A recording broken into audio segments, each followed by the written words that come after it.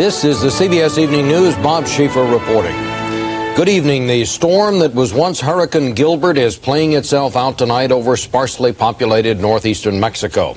It never made the turn north toward the Texas coast that had been predicted, but from the Caribbean and all across the Gulf of Mexico, it leaves billions of dollars in damage, nearly 100 people dead, perhaps 200 missing. The latest damage came today when tornadoes produced by the storm sliced hundreds of miles inland and struck San Antonio, Texas. We're starting our coverage there with James Hattori. San Antonio has been declared a disaster area tonight after Tropical Storm Gilbert spawned tornadoes that flattened mobile homes, ripped off roofs, and killed at least one person. It sounded like a train, and it just come barreling through, and things just started flying. One twister went from building to building at the Lodge Apartments in the northwest part of town. Kathy Herr escaped injury by crawling into the bathtub of her top floor unit. I could feel the bricks hitting me and glass hitting me, and I mean, I knew I was just going to go sailing through the air with everything else. Carlos Martinez awakened to find his bedroom leveled. I crawled from right there, right over here, and by the time I crawled, everything was gone. Witnesses spotted more than a dozen funnel clouds throughout the day. Southeast of town, one touched down in a mobile home park, killing a 59-year-old woman. At Kelly Air Force Base, a twister ripped apart hangars and knocked down towers. North of the base, Jack and Liz Brown lost their mobile home, but not their spirit. Everybody looks at it and says it's terrible. I think it looks good. I'm standing up, and so is she. Tonight, the tornado warning is over, but the damage remains. A calling card from a storm named Gilbert. James Hattori, CBS News, San Antonio. One of the worst accidents caused by the storm occurred in the Mexican town of Monterrey, and CBS News correspondent Jerry Bowen reports now on that. 250 people are unaccounted for in the Mexican industrial city of Monterrey following flash flooding last night that turned the normally bone-dry Santa Catarina riverbed into a raging torrent. 160 of the missing were on buses filled with evacuees from the coastal border town of Matamoros, fleeing inland for what they thought was safe shelter. Last night, in the floodwaters and the driving rain, one of the passengers could barely be seen waving from one of at least 3 trapped buses. Red Cross officials say just 13 people were known to have been saved. The fate of the passenger waving for help is not known. At least 6 policemen trying to rescue the bus passengers were also swept away by the floodwaters. The bodies of 5 of them were recovered this morning. Also unaccounted for are scores of people who lived in lowland areas along the river. Neighborhoods presumed so safe in recent years that soccer fields and tennis courts were built at the edge of the normally dry bed. At this hour, it's all under roiling brown water. Monterrey officials say at least 50,000 people have been forced from their homes into shelters. Many roads and bridges have been destroyed. 5 of the 6 main bridges crossing the Santa Catarina, the north-south dividing line in Monterrey, have been closed because it's feared they may collapse. And tonight, the frantic search continues for the missing. Jerry Bowen, CBS News, Mexico City. Hurricane Gilbert brought the vacations of many Americans who were visiting Jamaica and the Mexican resort of Cancun to a jarring end. Today, some of those people returned to the United States, where they were greeted by relatives and thrilled to be back. We're really glad to be home. It took us all these days to get home. You know, it wasn't something I'd like to go through again, because, especially with the little one. You know, we were quite concerned about him, but thank God we're here. When the storm hit shore yesterday, its main force was felt in a lightly populated area of Mexico. Christine Negroni now with details from there. This morning, when they emerged from their houses, residents of the town of San Fernando could see what they had heard all night. Hurricane Gilbert's wind, rain, and tornadoes pushed in the roof of the city's granary and tore off the roof of the gas station. Water and electricity were cut off. Streets were flooded. Today, kids played as their parents cleaned up, both relieved following a frightening night. The eye of Hurricane Gilbert came ashore here in the tiny fishing village of La Pesca. The government had evacuated the town in preparation for the storm, but damage here was minimal. Soldiers who guarded the town from looters overnight now helped in the cleanup. As residents returned to their homes, they found far less damage than they expected. A few small houses had collapsed and some trees had fallen. This man said there had been worse storms here. In Tres Palos, villagers waited out the storm together in the strongest buildings. The Saldivar family spent the night with a neighbor. They were glad they did. Their house was badly damaged by a tornado. But no one in the village was hurt, and rancher Luis Quintanilla says that was an answer to his prayers.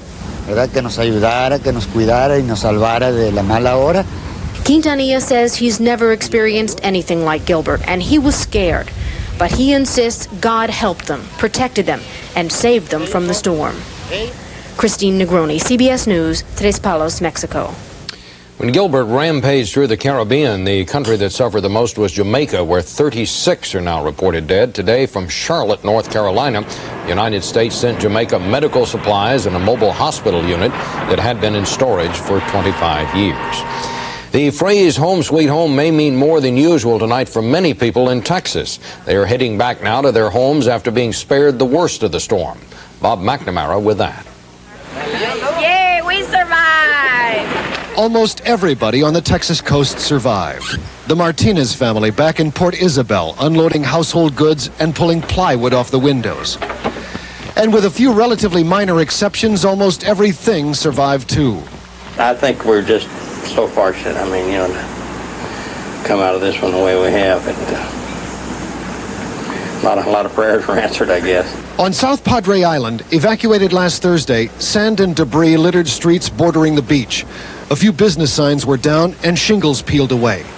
In Brownsville, utility crews worked to restore power, an emergency shelter emptied down to a last man, and the streets bustled by noon. Everywhere along the Texas coast today, storm refugees flooded back to hometowns. Sorry I left. No, I think again, I wouldn't stick around. We always run, no matter what. First our lives. Despite a few minor scars, Port Isabel Shrimp Fleet, the backbone of the town's economy, will be ready to sail tomorrow. This is a unique thing when one of these storms comes in about 3 days later, fishing is really real good. It was late yesterday that the worst of Gilbert's fury shook Port Isabel and South Padre Island. Heavy tides pounded the shoreline, winds gusted close to 100 miles per hour at times, but even then, some didn't leave. I sat here in a 5-gallon bucket and watched my cats play in the front yard. But another roadblock to pass, another fence to fix. Hurricanes are a way of life here. Every time you go through the same thing, you're bored up, you work like a dog for a couple of days. You know, you're glad it misses you, but then in a way, after doing all that work, you think, all for nothing, but that's all right, though. And the next time hurricane warnings go up, they will go again. Bob McNamara, CBS News, South Padre Island, Texas. And still ahead on the CBS Evening News, a town that thinks it has solved the problem of cancer-causing radon gas in people's homes. And in Seoul, South Korea, we'll see how Olympic athletes move to the beat of different drummers.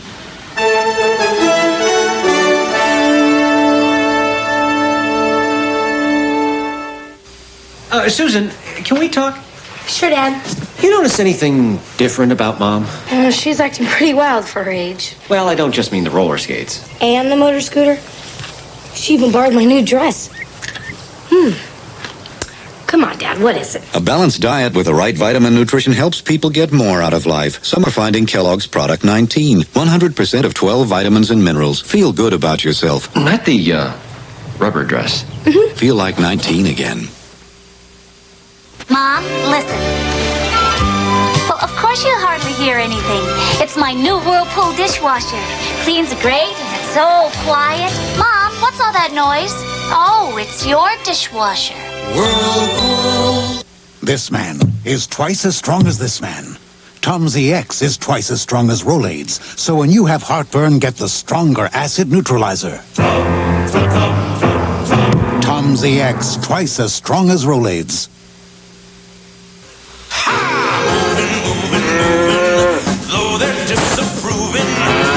Day after day, more people depend on Subaru wagons than any imported wagon in America. And with good reason. They're reliable and durable. In fact, if Subaru didn't make your life easier... Honey, is dinner ready? Who would? Up to $1,000 cash back from Subaru means a great deal on a great car. This is the 201st anniversary of the signing of the Constitution. Vice President Bush noted the occasion by attending swearing-in services today for 175 new citizens and by joining retired Chief Justice Warren Burger and ringing a replica of the Liberty Bell in Washington. It's also Burger's 81st birthday. Bush's opponent was in the key state of California today, where he accused Bush of being a born-again environmentalist. Bill Whitaker now with that. With polls showing the race a dead heat in California, Michael Dukakis today took his campaign into the heart of George Bush country, suburban, affluent, Republican Orange County. George Bush has a resume. I'm proud to say I've got a record. To a meeting of county Democrats, Dukakis promised to make the EPA a cabinet-level department, and he trashed Bush's record on the environment.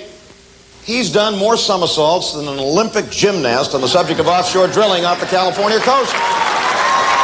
California is a must-win state for Dukakis, and campaign insiders say the election here will be won or lost in the state's sprawling suburbs. So Dukakis is addressing the concerns of the suburban white middle class, the environment, education, and in this state assaulted daily with reports of drug violence, Dukakis is talking tough on crime. On the stump, my friends, the streets of America do not belong to drug peddlers and crack gangs. They belong to us, and we're going to take them back. And on TV. Crime down in Massachusetts by 13% and the lowest homicide rate of any industrial state.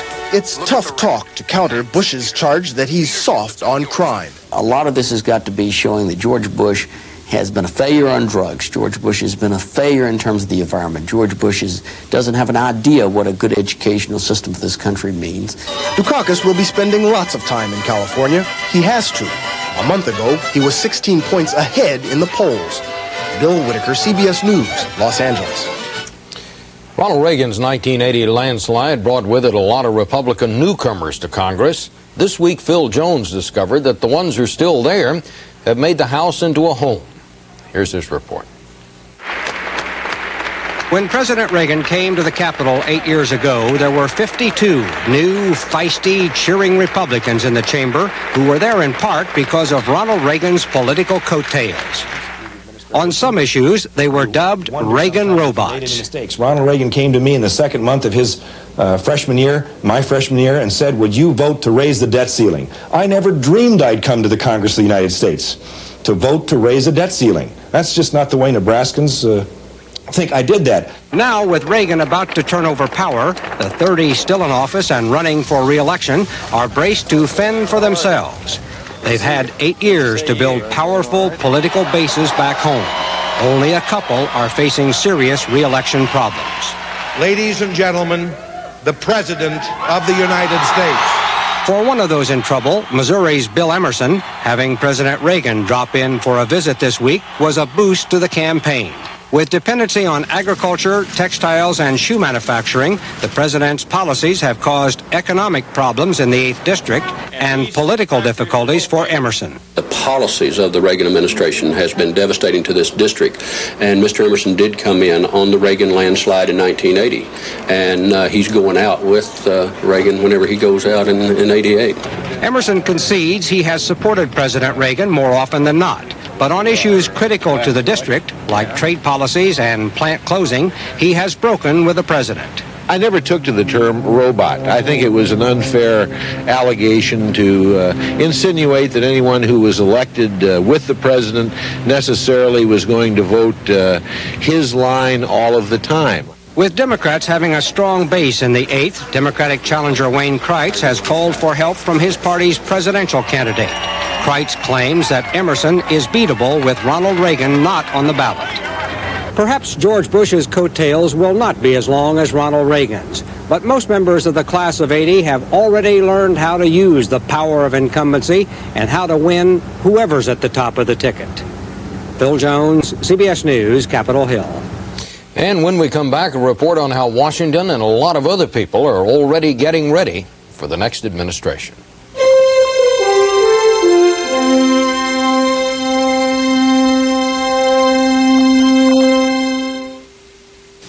When your coffee is rich and satisfying, like your time alone, and it's naturally decaffeinated, it's necessarily Nescafe. Great coffee blends to taste away. That's necessarily Nescafe. Hey, McElroy, I thought you were from Illinois. I am. Only guys from Kentucky do that with their shredded wheat. I've been doing this since I was a kid. Here's how we do it in Brooklyn. First, we break them in half, and then we mash them to a pulp. Add some milk, maybe a little fruit ganj. Nabisco shredded wheat is great no matter how you eat it because it's nutritious whole wheat with no added sugar or salt. What do the guys from California do? They float them. The odds are against you. It's 3-1. You're going to lose. When you ignore plaque, you're gambling with gingivitis, an early form of gum disease. You need Listerine Antiseptic, the only non-prescription mouthwash accepted by the American Dental Association for its significant help in preventing and reducing plaque and gingivitis. And Listerine still kills bad breath germs. So brush, floss, and use Listerine to help prevent gingivitis. Chances are, you'll beat the odds. I'm not going to take it anymore. Sure, Metamucil works, but it's gritty. I'm not going to take it anymore. No more. Take new low-calorie Citrusel Regular. Citrusel isn't gritty, and it really works. In addition to the death and destruction it brought, this week's hurricane pushed most of the political news off the newscasts and the front pages. But as we found out this week, official Washington and a lot of other people too are already deep into getting ready for the next president, whoever it turns out to be. You can see it in the hurried pace of the workers jockeying for position outside the Capitol. And all over Washington, people are already thinking, speculating about how the new president, whoever he is, will put together his government. And no wonder. There is nothing like it in the American system. He must form the biggest corporation in the world overnight.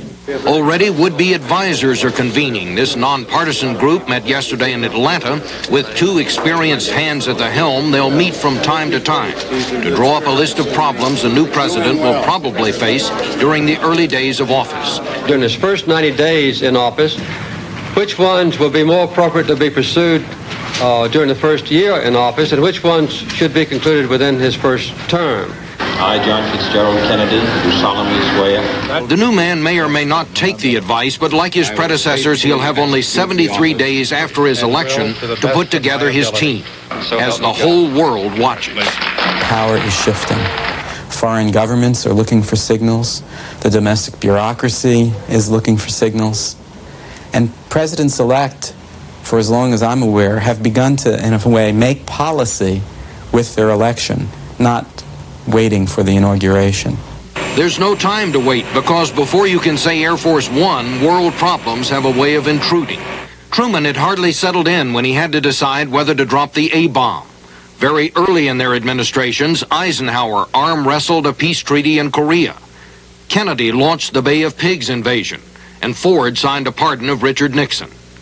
Even as Ronald Reagan was taking the oath, the Iranians were freeing American hostages from 444 days of captivity.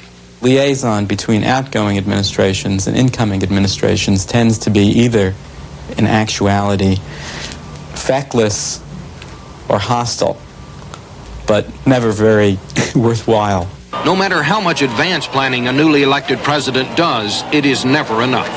They can think, they can plan, but until they take the oath of office and know that it is his responsibility, not until then will they feel the full weight of the office.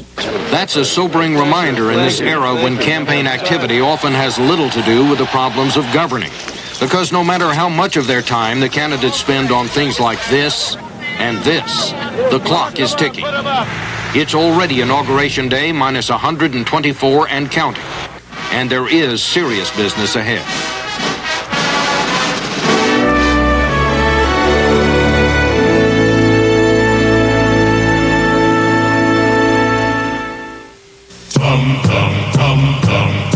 Into the land of heartburn comes the first liquid antacid without that liquid antacid taste. Finally, a really good tasting liquid that puts out the fire and relieves the pain of heartburn. New Tums Liquid. Strong medicine with a fresh, minty taste. Tums Liquid. It really works, and it really tastes good.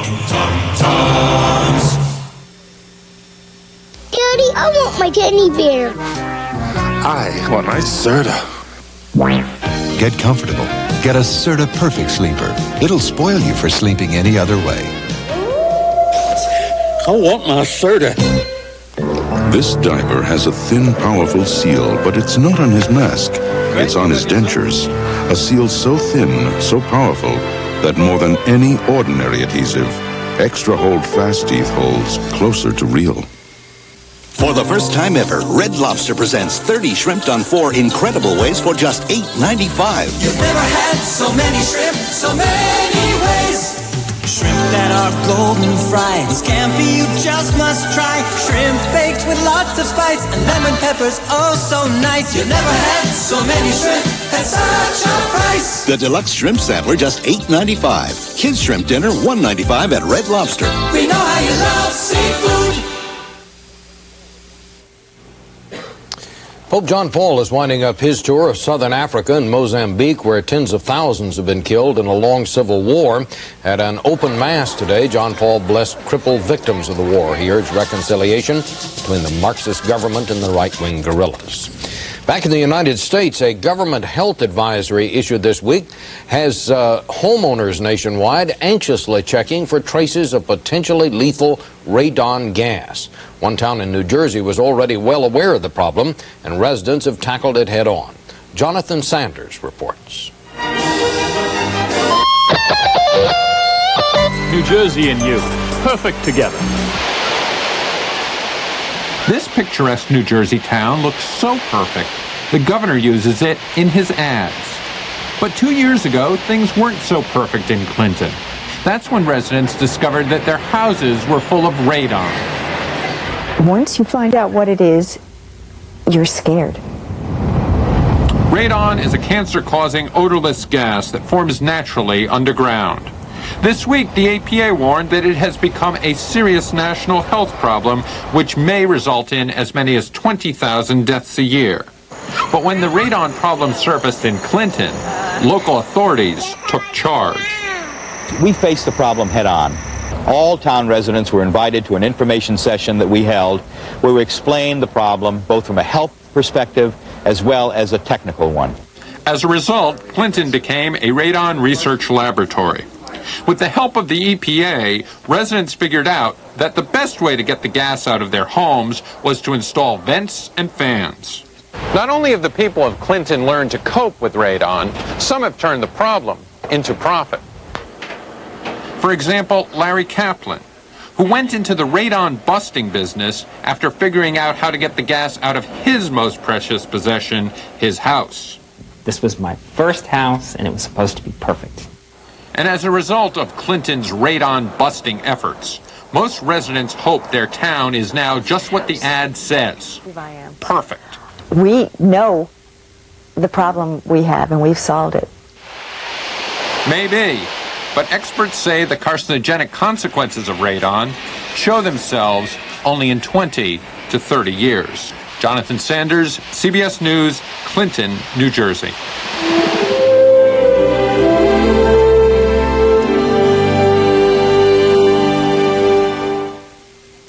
They say men get better with age, and women just age. Oh, really? Oil of Olay. Men get character lines, women get wrinkles. Oh, really? Created to penetrate quickly, lessen the look of lines. Only men get sexier. Oh, really? Created to fight dryness, silken, like your skin's youthful fluid. I don't intend to grow old gracefully. Oil of Olay. I'm fighting it every step of the way. Really. This is John Overly, and this is his farm. It's the Benjamin Moore Paint Farm. Out here, John tests thousands of Benjamin Moore paints to make sure they'll withstand years of sun and cold, rain and snow without cracking, peeling, or fading. These tests help make Benjamin Moore the only paint good enough for the Reynolds family and their new home. They wouldn't settle for anything less, would you? When something means so much, see your Benjamin Moore dealer. New Tartar Control Aquafresh will knock you over. It reduces ugly tartar and more. It also helps remove plaque, fights cavities, and tastes great. New Tartar Control Aquafresh. Now for indigestion, gas. Introducing new Extra Strength Malox Plus. It neutralizes more than any leading antacid and dissolves gas. Nobody does as much as new Extra Strength Malox Plus. Pitcher Tom Browning of the Cincinnati Reds is basking today in the glow of a baseball masterpiece. He pitched a perfect no-hit game to beat Los Angeles last night 1-0 as not a single Dodger reached first base. It was the first perfect game in Cincinnati's 119-year club history, only the 14th in Major League history. Well, in the Seoul Summer Olympics, the first medals were handed out today, and one went to an American. She's Arlene Lemus of Chicago. She won a gold medal in the martial arts sport of Taekwondo. Almost every country that should be in Seoul showed up, and the variety of sports and competitors is dazzling. Bob Simon now. The Olympics have just begun, and look what's coming down the lane. Bowling is an Olympic sport this year. So is baseball and badminton, not the lazy Sunday afternoon kind. And Taekwondo.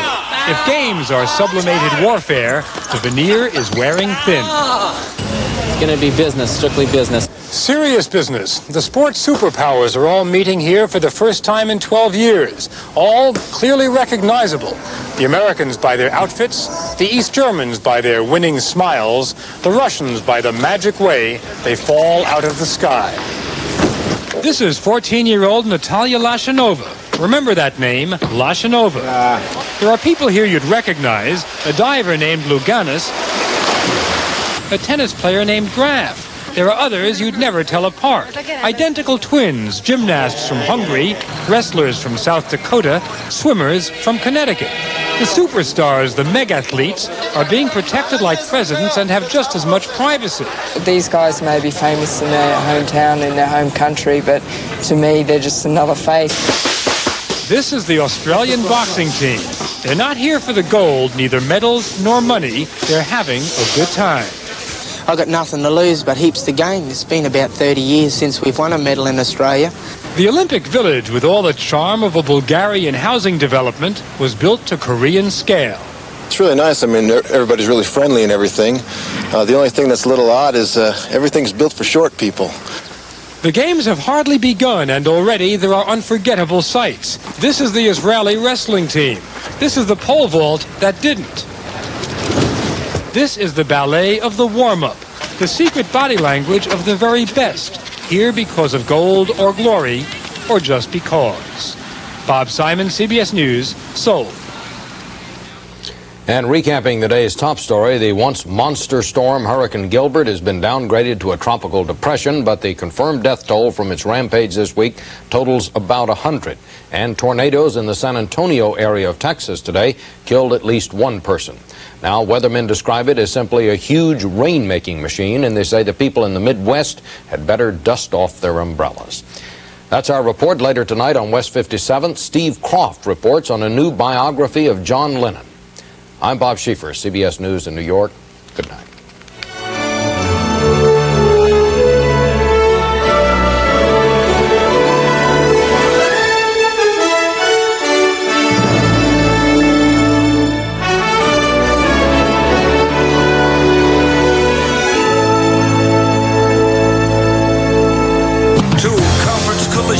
The Vikings try to overthrow the Bears. The Giants battle the Cowboys. A doubleheader tomorrow on CBS Sports.